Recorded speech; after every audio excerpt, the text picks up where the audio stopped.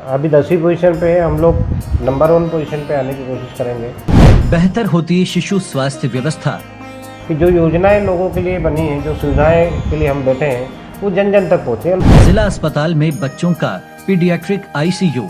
तो बेहतर करके प्राइवेट हॉस्पिटल की तरह बनाना ही एक उद्देश्य है हम लोगों का। प्राइवेट अस्पतालों को भी मात दे रहा है यह पीआईसीयू।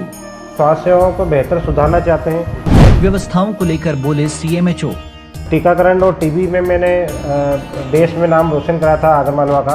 अब सारे राष्ट्रीय कार्यक्रमों में हम नंबर 1 पे आने का प्रयास करेंगे। ये बच्चों का स्वास्थ्य पहली प्राथमिकता। आगर जिला चिकित्सालय का पीआईसीयू इन दिनों प्राइवेट अस्पतालों की आधुनिक व्यवस्था को भी चुनौती देता हुआ दिखाई दे रहा है। यहाँ के नोडल अधिकारी और प्रभारी सीएमएचओ डॉक्टर राजेश गुप्ता और इंचार्ज डॉक्टर राहुल सेठिया की मेहनत से आज यह पीआईसीयू आगर में नवजात शिशुओं को बेहतर स्वास्थ्य व्यवस्थाएं मुहैया करवा रहा है।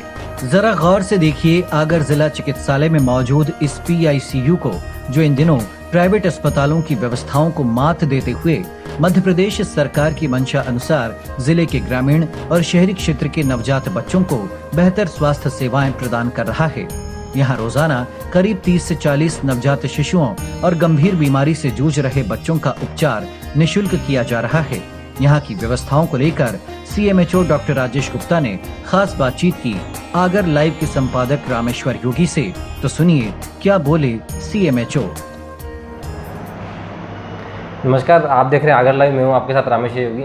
इस वक्त मैं आगर ज़िले के एसएनसी वार्ड में हूँ। यहाँ पर आए हैं और इसकी वजह ये है कि हमने जब इस जिला चिकित्सालय का निरीक्षण किया और देखा कि यहाँ पे जो व्यवस्था है वो इतनी आधुनिक है कि ये कहें कि बड़े बड़े प्राइवेट हॉस्पिटलों को फेल कर रही है। आगर का जिला चिकित्सालय इन दिनों इसलिए खास लिए चर्चाओं में है कि यहाँ पर बच्चों का वार्ड और ख़ासकर डिलीवरी और यहाँ पे आईसीयू, ये 3 चीज़ों की व्यवस्थाएं वर्तमान में इतनी सुचारू हुई है कि यहाँ पे बाहर के मरीज भी यहाँ के अपना उपचार करवा रहे हैं। हमारे साथ बात करने के लिए मौजूद हैं जिले के मुख्य चिकित्सा और स्वास्थ्य अधिकारी डॉक्टर राजेश गुप्ता साहब, और उसके साथ वो एसएनसीयू के नोडल अधिकारी भी हैं। तो हम उनसे जानना चाहेंगे कि सर, जब से आप आए हैं लगातार आप जिले के दौरे भी कर रहे हैं, लगातार आप फील्ड में भी गए हैं, जिले की स्वास्थ्य व्यवस्था को कितना बेहतर किया जा सके उसके लिए तो आप प्रयास कर रहे हैं, लेकिन जिला चिकित्सालय की बात करें तो लगता है ऐसा है कि हम प्राइवेट हॉस्पिटल में आ चुके हैं। बिल्कुल सही बोला, क्योंकि ये जो एसएनसीयू हमारे यहाँ का खुला है बिल्कुल लेटेस्ट आधुनिक सुविधाओं से लेस है। यहाँ का ट्रेंड स्टाफ है, जो यहाँ पर इंचार्ज हैं डॉक्टर सेठिया, उनका भी काम काफ़ी उत्कृष्ट है।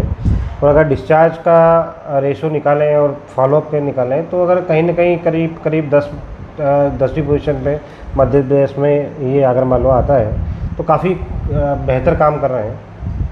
सर, देखा जा रहा है कि जिस प्रकार से यहाँ पे मैंने यहाँ पर आईसीयू का, जैसे हम हमारे दर्शकों को इस विजुअल में भी दिखा रहे हैं कि जो यहाँ का एनआईसीयू बना है, ऐसा लग रहा है कि विश्व स्तरीय एनआईसीयू आपके आगर जिले के अंदर बच्चों का बना है। मतलब सारी सुविधाएं एक जगह पर आप उनको उपलब्ध करवा रहे हैं।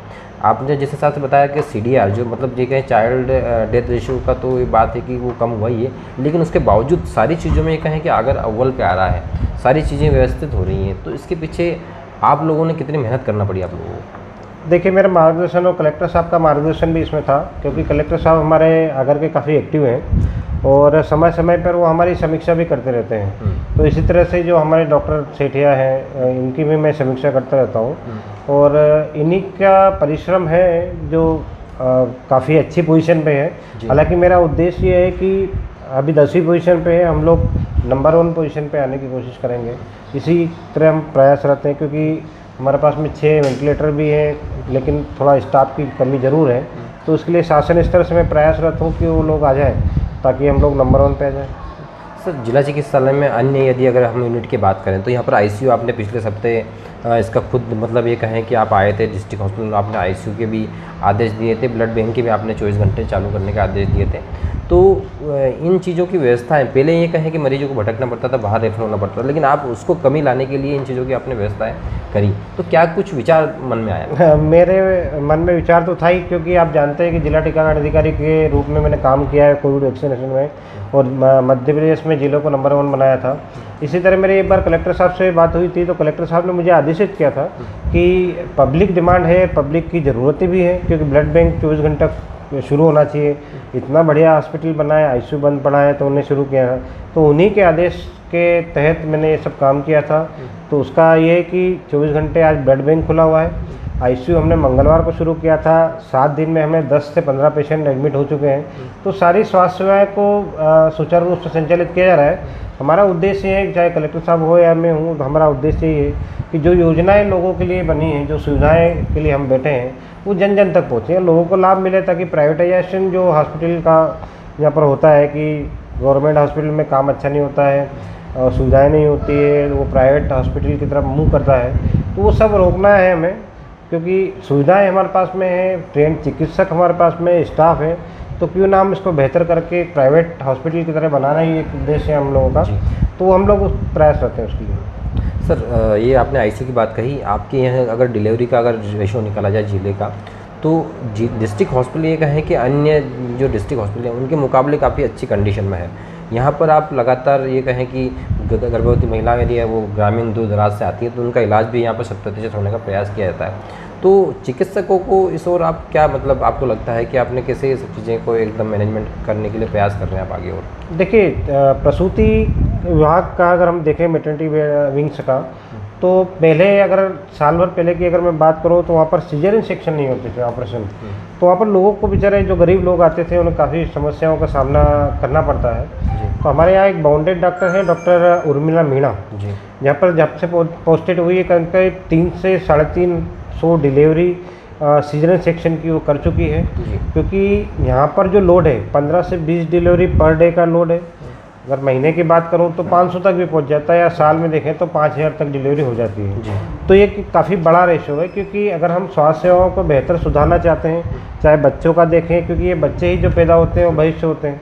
अगर माँ को ही अगर हम अच्छा उपचार नहीं करेंगे या डिलीवरी में कोई कॉम्प्लिकेशन पैदा होगा तो बच्चों पर भी इसका प्रभाव पड़ता है। अगर अब देखूँ तो बच्चे देश का भविष्य होते हैं, देश पे भी प्रभाव पड़ता है। तो हमें मैटरनिटी विंग्स का सुदृढ़ीकरण बहुत ज़रूरी है। और मैं खुशी है और मैं धन्यवाद भी देता डॉक्टर मीणा को, जो इन्हें इतना सीजरियन सेक्शन टाइम पे किया। क्योंकि इमरजेंसी सेवाएं होती है, वो अगर सीजरियन सेक्शन टाइम पे अगर नहीं किया है तो बच्चे महिलाओं की मौत भी हो सकती है। तो कहीं ना कहीं हमें मृत्यु दर पे भी रोक लगानी है और शिशु मृत्यु दर पे। तो ये सुविधाएं जो दे रही हैं वो, मैं काफ़ी खुश हूँ उसके लिए। और मैंने कलेक्टर साहब से बात की थी, बढ़िया काम करूँगा। जी, मैं दूसरा मेरा सवाल और ये आएगा कि जिस प्रकार से आपने जिला अस्पतालों को सुचारू रूप से आपने व्यवस्था यहाँ की है, लगातार आप खुद दौरे कर रहे हैं, हम चाहते हैं कि सर जिस प्रकार से जिला चिकित्सालय की व्यवस्था है ऐसे ब्लॉक स्तर पर भी हो।